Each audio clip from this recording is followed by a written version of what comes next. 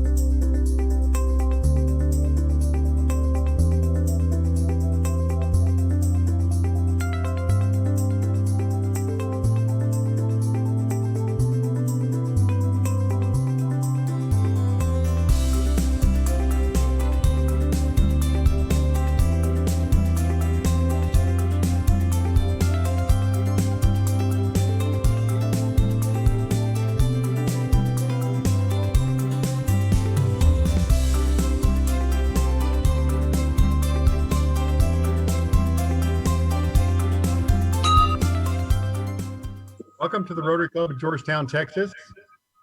And I'm going to see if I can get my screen to share like this real quickly here, and we'll be off to the races.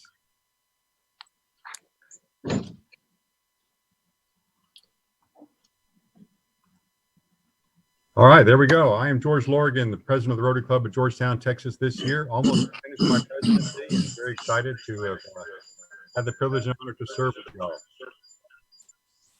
Next up, we have Jeannie. Jeannie, please help us with our invocation. You bet. Gracious Father of all, we humbly come before you this day to offer our heartfelt gratitude for the opportunity to gather as Rotarians and friends. We are truly thankful for the many blessings you give us and pray that we will fulfill your great commandment to love one another by offering our time and service above self and by living the Rotary four-way test, that we may shine our light brightly and glorify you in all we do. Father, we ask your blessings upon the world family as we navigate through this pandemic. We ask you to heal those who are sick, comfort families who have lost loved ones, and protect all who are trying to avoid becoming ill. We also ask for your blessings on our military and first responders and for those who are serving in the front lines of the pandemic and in many other ways. And finally, Father, please bless our current Rotary leadership that is serving us so well as our incoming board as they prepare to step into leadership in the new Rotary year. We again thank you for all of our blessings and say these things in the name of thy beloved Son. Amen. Amen.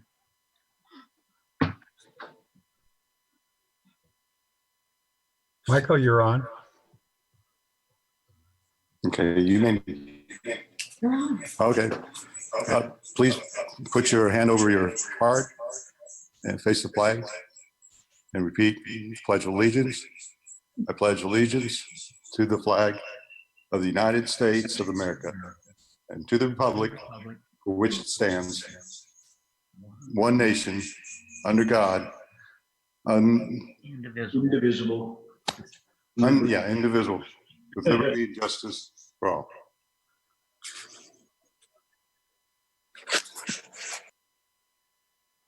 Make it a little bit tricky there, Michael, because you have the speaker and then you have your microphone. And you're getting feedback between the two of them. So but that's okay. It's all work out. Brad, you're on. There we go. Take your feet.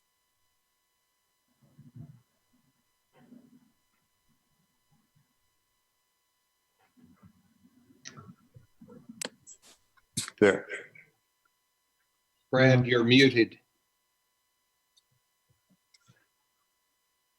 All right. Can you hear me now? Now. Yes. I am so sorry. Did you hear anything I said? No. Oh, okay, let's start over. Remember birthdays. We've got two. May 26th, Nelson Barrett and Frida Davidson. And El Presidente George Lorgan, May 28th. Spouse birthdays, one, Jeff Cartledge's wife, Lizzie, on May 27th. Anniversaries, Reese and Nicole Bruckner, 10 years on May 22. Derek and Rosie McGill, 17 years, May 24th. And Elizabeth and Stephen McFarland, 19 years, May 27th. Club anniversaries, past President Chris Cash, 10 years on May 28th. Rodney Morales, 12 years, also on May 28th. Honorary member Frida Davidson, 13 years, May 25th.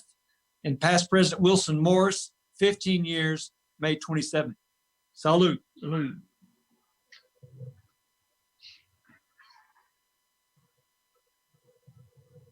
Thank you, Brad.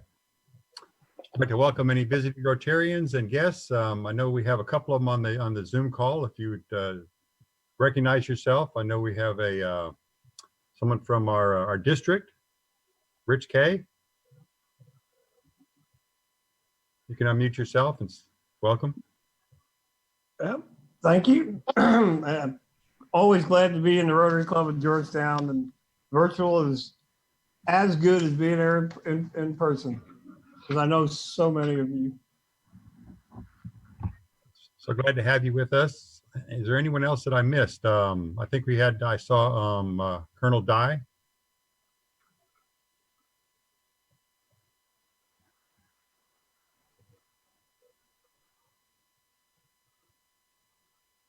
Any other visiting Rotarians or guests that I have missed? Please speak up.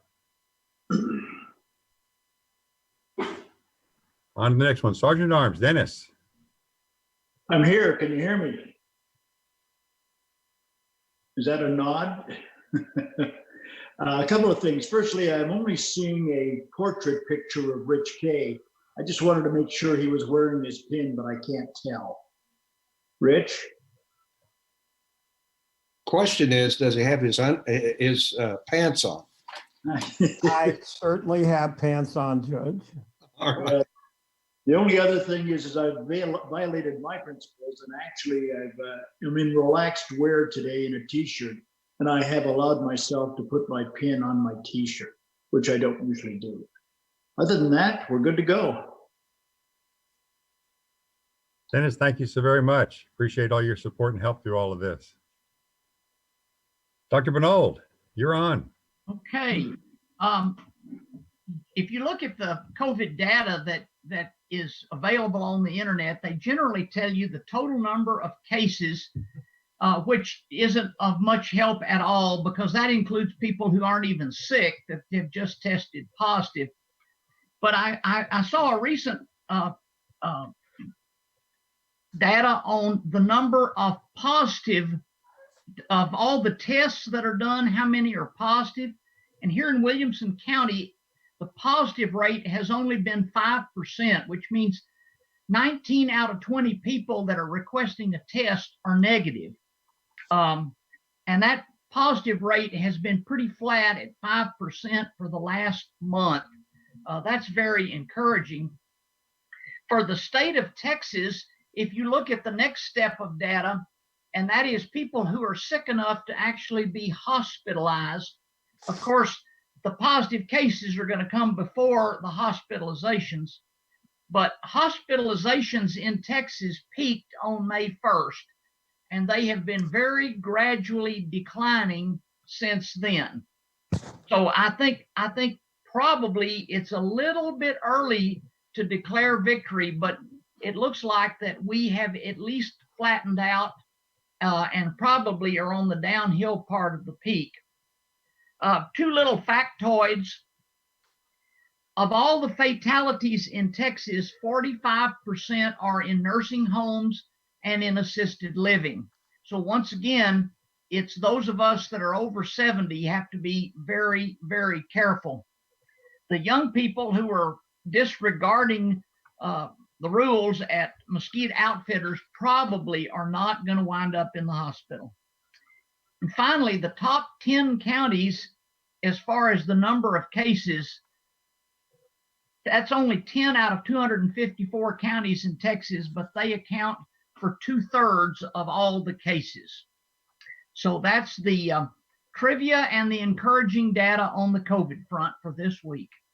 So Dr. Manold, are we in that top 10 counties? No, we're not. Actually, we are number 11 in Texas in population, but we're number 17 in numbers of cases. That's excellent. So obviously people here are, the majority of the people, or at least a large percentage, are doing the right things to make sure that the virus doesn't spread. That is very encouraging news. Thank you. Very, very encouraging. Ron Swain, are you on yet? Ron often has another meeting beforehand and not always able to get there. So what he normally covers are some very specific areas that you can help out. Okay, this first one is Faith in Action. Michelle Wilkerson with Faith in Action needs folks to call seniors. You know, very early on in our program, as we work to focus on three major things: running the club, taking care of our members, and also reaching out and making a difference in our community. The taking care of our members, George Oliver set up a phone chain for us to call the members. Okay, and that's a very, very good thing. That's exactly what Faith in Action is doing. They need people to call seniors, you know, a couple times a week to talk with them, to have a conversation, to make sure they're not alone and by themselves. It's a great, great ministry. You do not have to get out anywhere. You can do that from the comfort of your home, and it really, really makes a difference. They call them care calls. So if you're able to do this, there's Michelle's number up on there. One of the nice things about doing this at home, you know, you should be able to have a pad of paper there next to you. You know, I mean, we all learned that years ago. We always have something to make a notes or something in a pencil in our pocket. and just write down Michelle's name and phone number and reach out to her, and she'll help you set up to do that. Has anyone on on this portion of the call, the Zoom call, done those senior care calls yet? If you have, go ahead and unmute yourself and tell us how it's been.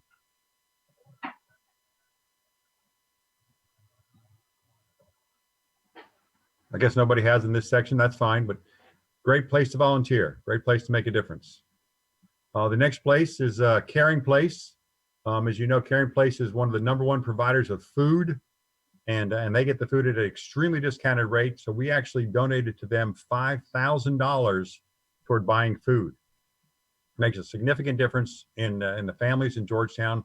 They were already contributing to a lot of the families, and then with the COVID situation and many people being out of work, their numbers and the need went up exponentially. And so we felt that was one of the #1 areas that we were able to contribute your dollars to, that you have given us to use. And we thank you very much to do that. Here kind of gives you a rundown of those things: the Caring Place, the YMCA. Now we're going to hear from the YMCA today. And the third one was Any Baby Can, which is a program that we basically, they go out and get gift cards from both HEB and Walmart. They're going to get $50 gift cards for 30 families in the Georgetown area who are new families with new babies, first-time parents normally, and don't have the money to care, and this helps them in doing that. So all of these are things that through your funds, through your fundraising, through your giving with money that's available that you had given to us. And one thing that we talked about a while back, but we're not serving lunch right now. You're serving your own lunch. That money that we get that we'd normally be paying for serving lunch, we use part of that to pay for these. So that money isn't wasted. It's not just squandered by the Rotary Club. We're using that to make a difference, because that was one of the things that we discussed with the board, and the board felt that was one of the best ways of doing it. And anyone who wanted to allow us to do that, so that's what that money is going to. So thank you so much for your contribution to that by being a continual member of our club. I know Jim Deuser's on. Jim, talk about some new stuff with Salvation Army and what's happening with these beautiful red barrels.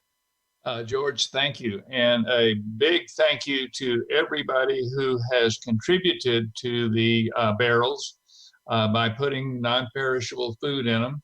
I've gotten food in the barrel on my front porch, and Laura Spradlin has gotten a lot of food on the barrel on her front porch, and then also at the Salvation Army. But I have a new positive development thanks to, and a big shout out to Rhonda Pritchard.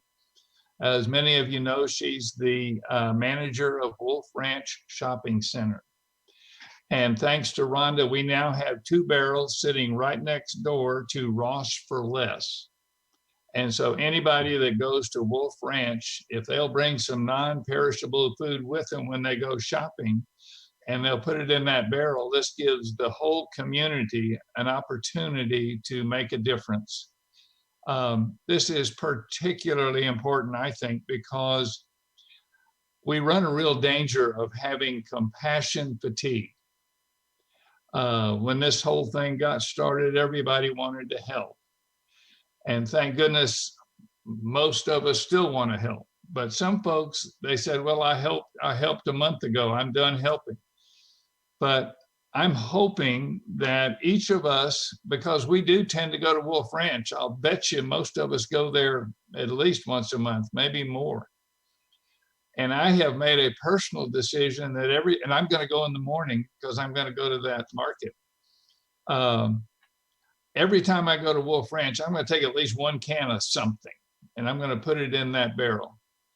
And if my wife will let me, I'll take 2 cans or more. So I'm asking that everybody make a personal commitment to put something in those barrels whenever they go to Wolf Ranch. And again, thank you so much for everything you've done so far. Jim, you were mentioning to me that that every time we have the opportunity to talk about this, the number of contributions to the barrels go up, and I'm certain it's not just our club. So I think that people are actually telling other people about these barrels, and this is a way that, just as you said, the community can get involved in making a difference in the rest of the community. Absolutely, George. We've got a lot of Rotarians in Sun City. Besides our club, we have the Rotary Club of Sun City. And Laura Spradlin is calling the neighborhood rep from every neighborhood. And we've got, I don't know, 50 or 100, I don't know, we got a bunch of neighborhoods. And so each neighborhood rep then puts a plea in their newsletter, their neighborhood newsletter about these barrels. And so the word is spreading, and we're so grateful. And it makes such a huge difference to the people that can't leave their homes, but they still need that food. And again, big thank you to Bob Weimer and the Helping Hands folks, because they're the ones making these deliveries. Very good, Jim. Thank you so much. Thank you for all your work in that. This past Saturday, we had our first ramp built in a couple months. That beautiful young lady at the bottom down there is the one we built the ramp for. This ramp's a little bit different. You probably noticed there's not a whole lot of slope in it. It was almost completely level, but the porch around the side of the house that you can't see is about the same size as the driveway over here to the right on the screen there. And so basically we stopped here from having to go down steps and back up steps to get to a car.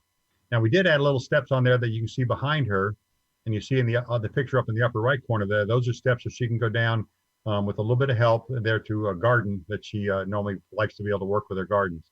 Thank you to the 6 people who came. You can tell by the picture there that everyone's wearing masks, and we worked real hard, and it took a little longer but it worked extremely well. And you'll probably also notice in there, I don't know if you notice, if you can tell who the people are, but the one lady on the far right there, that's Erin Hillary, who just joined our Rotary Club and immediately is out there making a difference to us.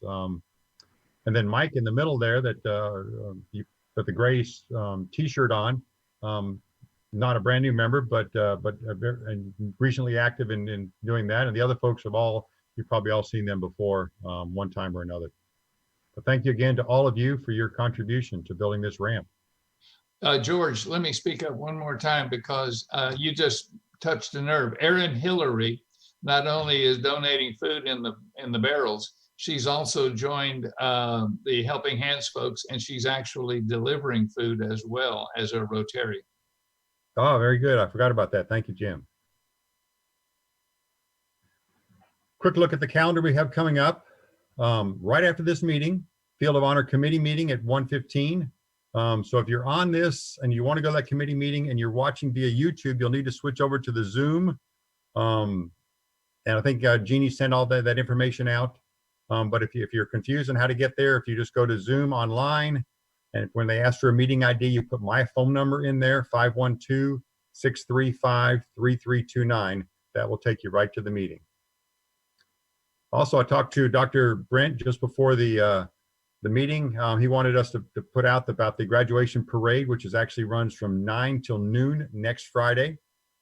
So just prior to the Rotary Club, and then the link there, gisd.org/domain/3393. We'll have another virtual club meeting next Friday. And district assembly. Now, district assembly is something that normally takes place up in Killeen. Well, that's going to be done virtually. It'll be on Friday, June 6th. Everyone should have received information from the district concerning that. I highly recommend taking the time to attend. It is where you learn how Rotary works and how all the different pieces and parts come together to make a big difference. It's what taught me what in the world a foundation was. Of course, that and a whole lot of counseling by Gene Davenport, who was definitely my mentor for many years, because I had no clue what I was doing. But he sure made a big difference. And then Rich K, when I met him, he picked up the gavel and kept me in line most of the time. Well, as much as he could anyway. We do have our invitational golf tournament back on Friday, August 28th. Mark the date on your calendar. And yes, we will be following everything, the safety practices necessary to do that. Fortunately, it's out in the open. We're not so certain how the dinner is going to go, because that's when you get a lot of people together in a small area, that's not necessarily the safest thing. So we're not certain about that part of it, but the main golf tournament is definitely gone, and we're working on figuring out how to safely have a dinner. So those are the kind of highlights of things going on. Anything that someone knows that I've missed putting on here?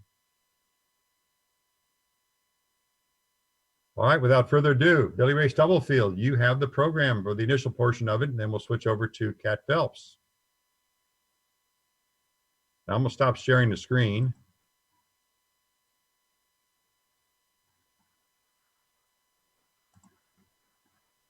Billy Ray, you're still muted. There we go. How about now? Can you hear me? Yes, sir. I can hear you now. Okay. Stephen Benold and I will be doing the presentation of the program regarding the foundation. And I'll just make a few comments. As I understand it, there are a lot of people who joined us who are not actually members of the club, but they're visiting. They are non-Rotarians as well as Rotarians. And so I think it'd be appropriate for me to talk a little bit about the history of the foundation.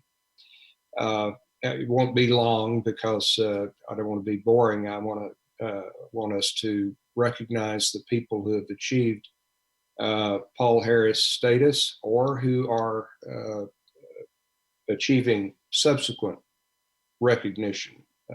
In 1917, the Rotary International president, who at that time was Arch Klumpf with a K and a PH, decided that they needed to form a foundation for the purpose of doing good in the world. And the first contribution was $26.50. The foundation had many challenges following its formation. One, of course, was World War I was raging and would for at least another year. Then there was a period of relative prosperity in the 20s, but then came the Depression, and then came World War II. And so that was not, the foundation was sort of struggling uphill. In 1947, the founder of Rotary, Paul Harris, died. And in the wake of that, the contributions flowed in great amounts. And in 1957, another milestone was reached, and that was the Paul Harris Memorial Fund. And that was particularly aimed at building the foundation, and it has been very successful since then. Every year now, the foundation writes checks for various grants for projects around the world, totaling over $200 million.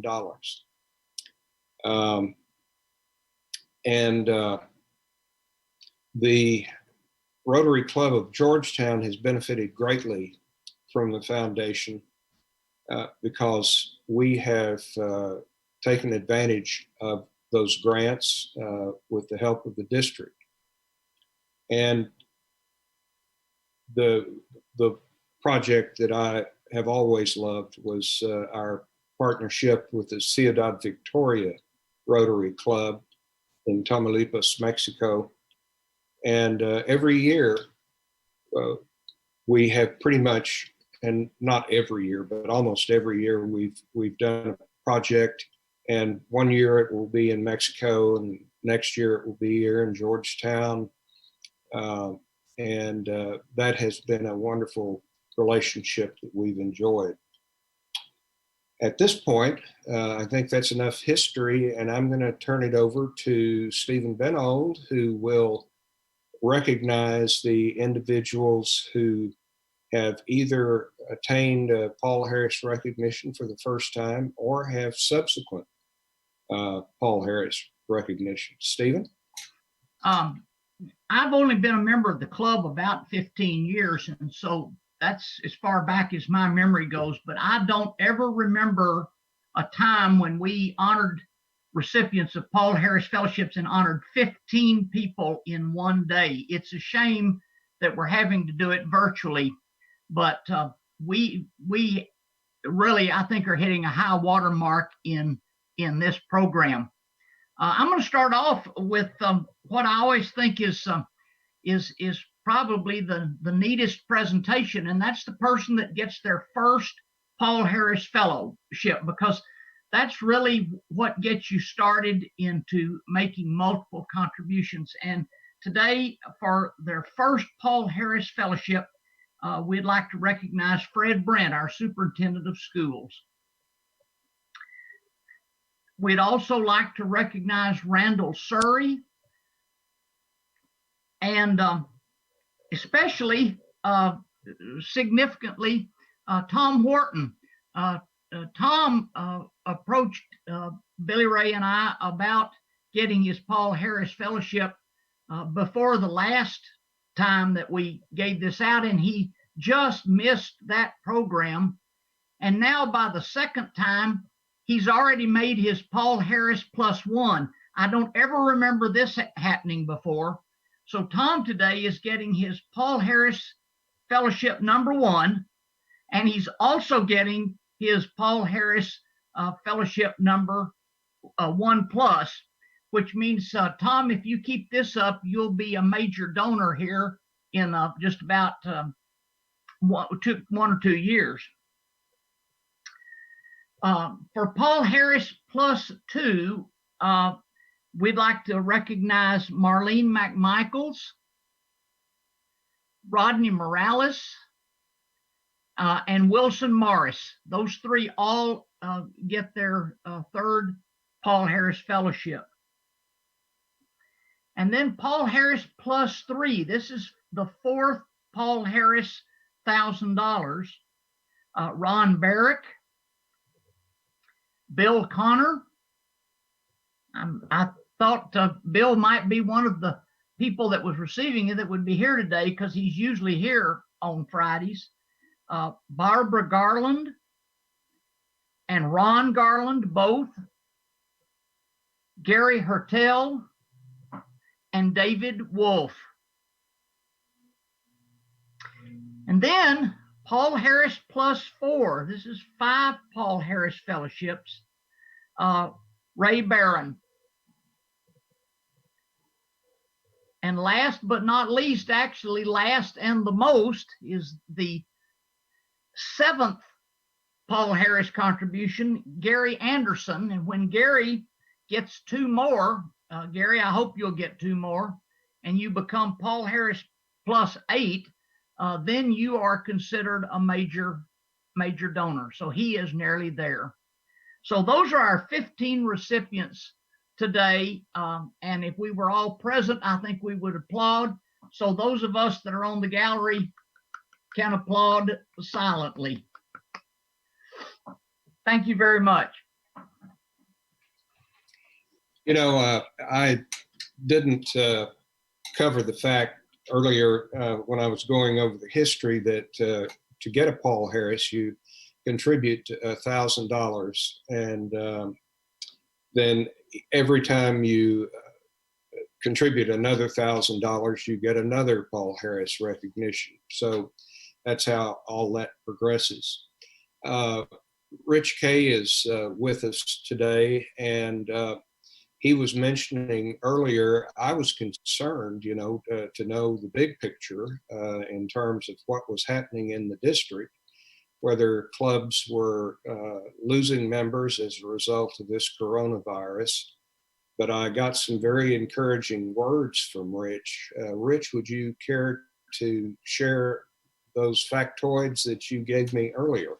Well, you know, we got on to you congratulating the Rotary Club of Georgetown for being the first club in our district this year to be 100% TRF giving, 100% E-Ray, and 100% sustaining member.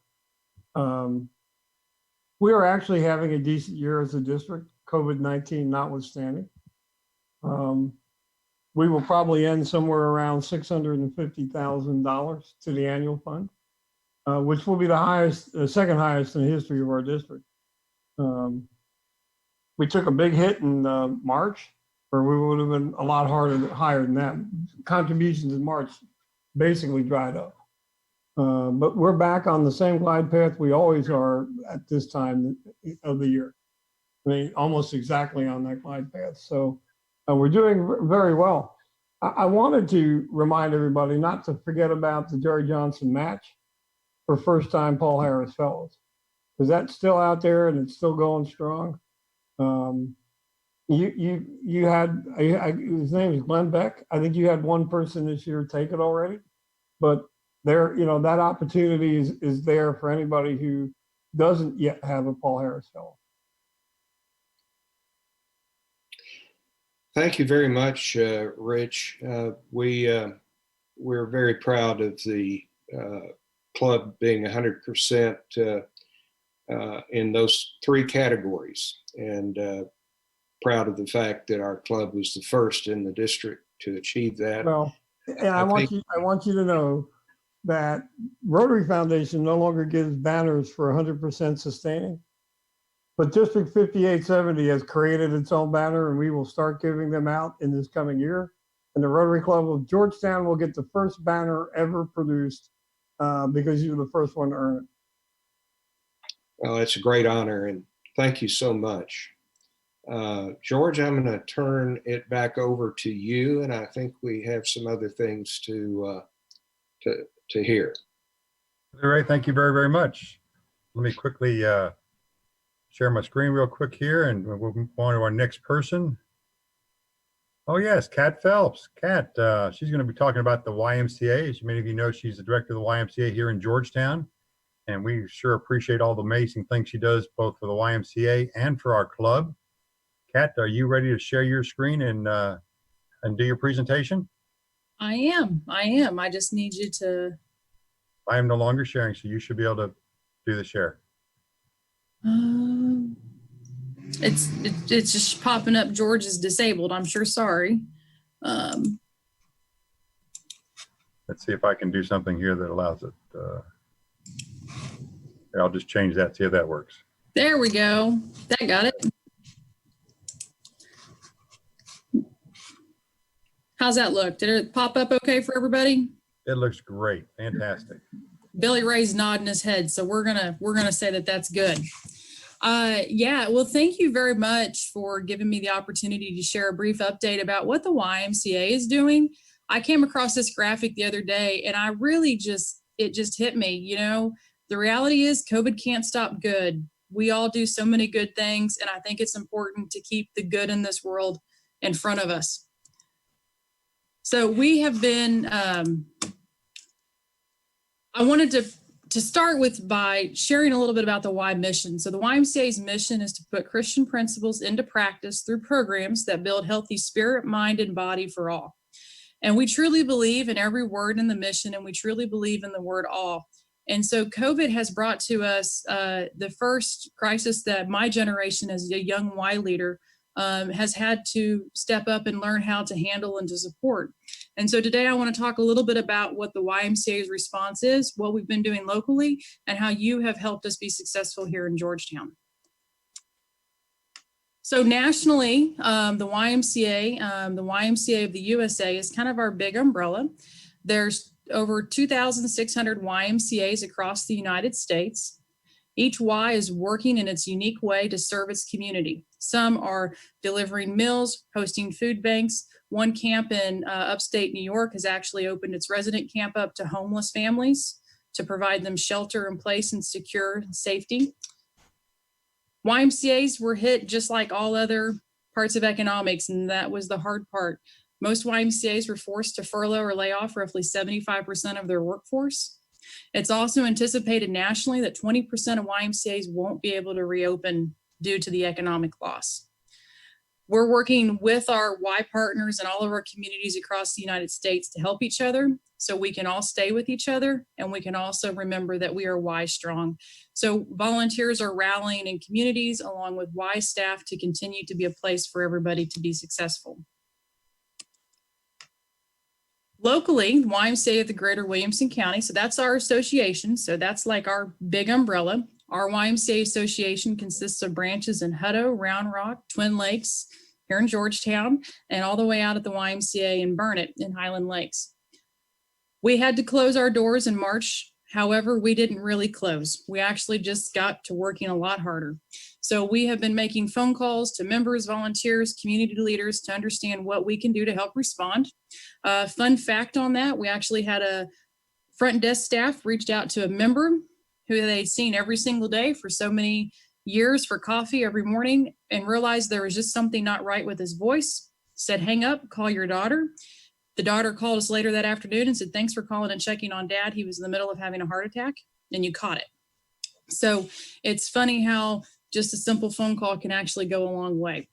Our recent data shows us that we've provided almost over 1,000 virtual classes from everybody from ages 0 to seniors, senior get-togethers. Seniors like to have happy hours, we've discovered, preschool classes, gymnastics, reading circles, fitness programs, and sports.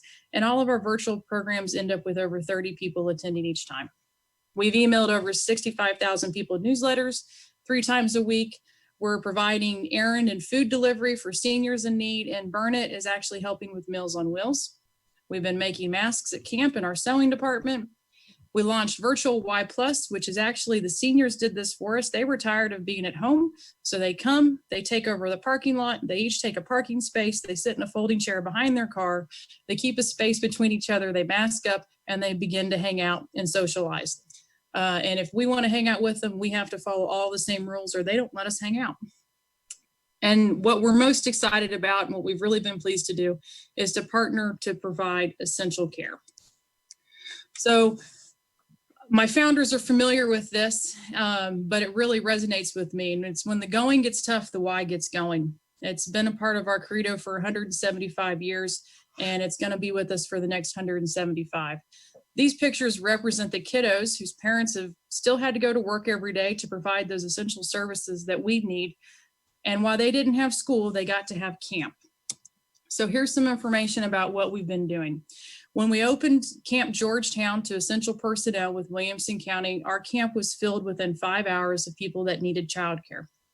We opened on March 23rd. I was the first staff to put the thermometer into the vehicle to test the car.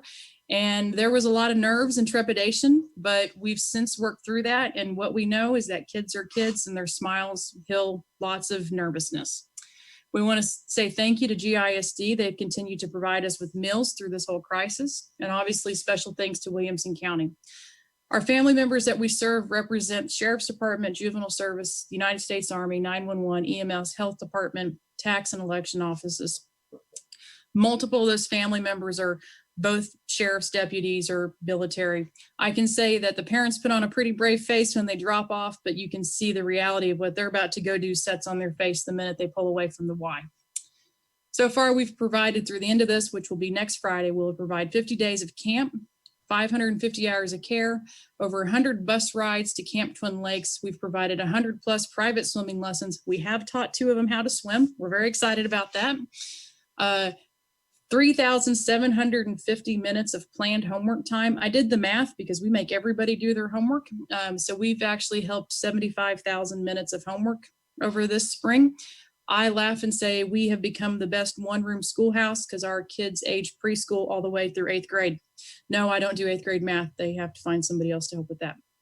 And then countless arrows, and they've had full access to Camp Twin Lakes. So imagine, you know, you're a bus at 25 and you get to go to the beautiful 600-acre Camp Twin Lakes and you've got the run of it. So they have really got to have a world-class experience while this has been going on. You have helped us by helping support and fund a week of this. And I think what really set it home was when I got to talking to Michaela about what happened. And this is something I want you guys to know and hear from my bottom of my heart, that the Rotary Club's grant provided us to be able to operate for a week. That allowed people to continue to have jobs. It allowed parents to continue to go to work. And for Michaela, it allowed this. She says that saying goodbye to my school friends was hard at spring break because we all knew that was the end. She told me, she said, we knew we weren't coming back. We knew that was going to happen. But getting to come here and hang out with my new friends at the Y has made it easier. I'm excited about this summer because while other things got canceled, I get to keep coming to YMCA. Her mom has already secured for her to continue to come to Camp Georgetown through the rest of the summer, where she will get to continue. And you can see she's on the bottom right. She does her homework every morning. She's a wonderful student. She's an absolute delight to have. And her mom has been out there working on the front lines to help keep all of us safe through all of this. So as we move forward, we are opening back up. Our facilities reopened on May 18th per the governor's direction. There's a great YouTube video that show about all the practices that we are doing to help ensure that our members are safe. Our virtual offers are going to continue. We fully expect swimming lessons, youth sports, and camp to kick back off in June. We will continue to work with essential families and families in need. And what's not on this slide is also that we know our financial aid and our financial assistance is going to be greater. We've had multiple families reach out to us that need care, but their economics have changed in their pocketbook. And so we are working around the clock with our volunteers to ensure that we will always have the ability to say yes when anybody calls and needs help. And so we are gearing up and ready to be able to make that happen. So you have just provided such a wonderful experience from the bottom of my heart. I can't thank you enough. And with 2 minutes, I think that that's pretty good. George, what do you think? That's absolutely amazing. What a really phenomenal presentation, Kat. You just blew it out of the park. Thank you so very much. Wow. Thank you, George. You're welcome. Thank you. Oh my gosh. Well, does anyone have any questions for Kat before we get off of that subject real quick?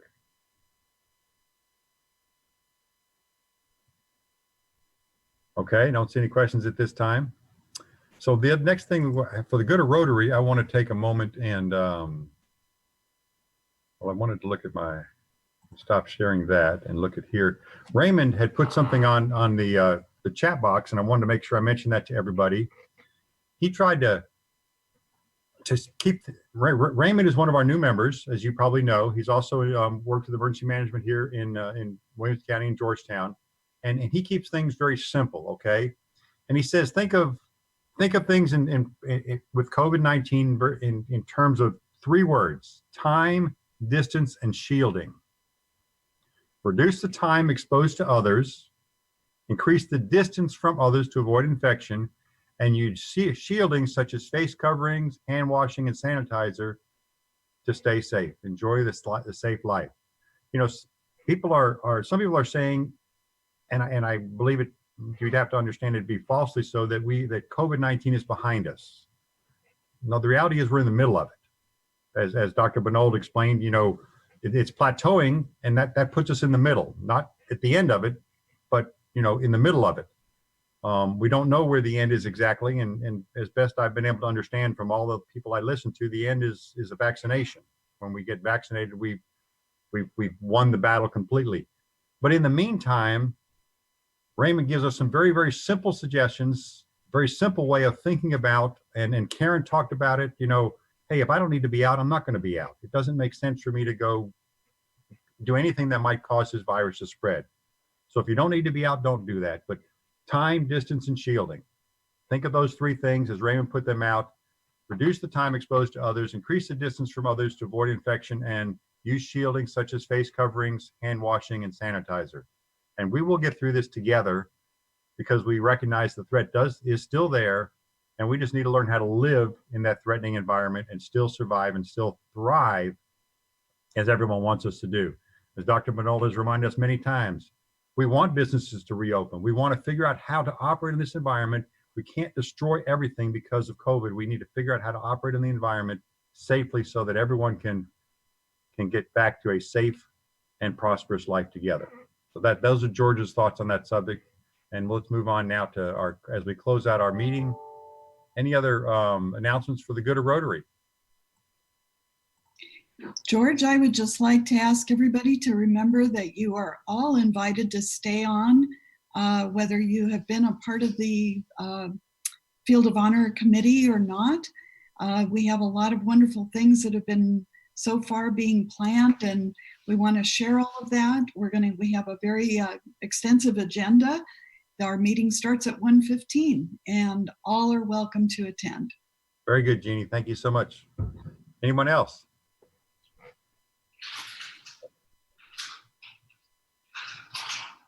If there are no other announcements, then we'll end as we always do with the 4-way test of the things we think, say, or do. First, Is it the truth? Truth. Second, Is it fair to all concerned? Concern, third, Will it build goodwill, and better friendships? and fourth. Will it be Will it beneficial? be beneficial to all concerned? We are adjourned. Friends, thank you for joining the Rotary Club of Georgetown. For more information about the Rotary Club of Georgetown, of course, you can check out our website at georgetownrotary.org. Again, that is georgetownrotary.org. If you are a visitor joining us today on YouTube, we'd love to have you as a member. Again, visit that website, georgetownrotary.org. Till next week, have a wonderful and blessed week, everybody. And thanks for joining us. Take care.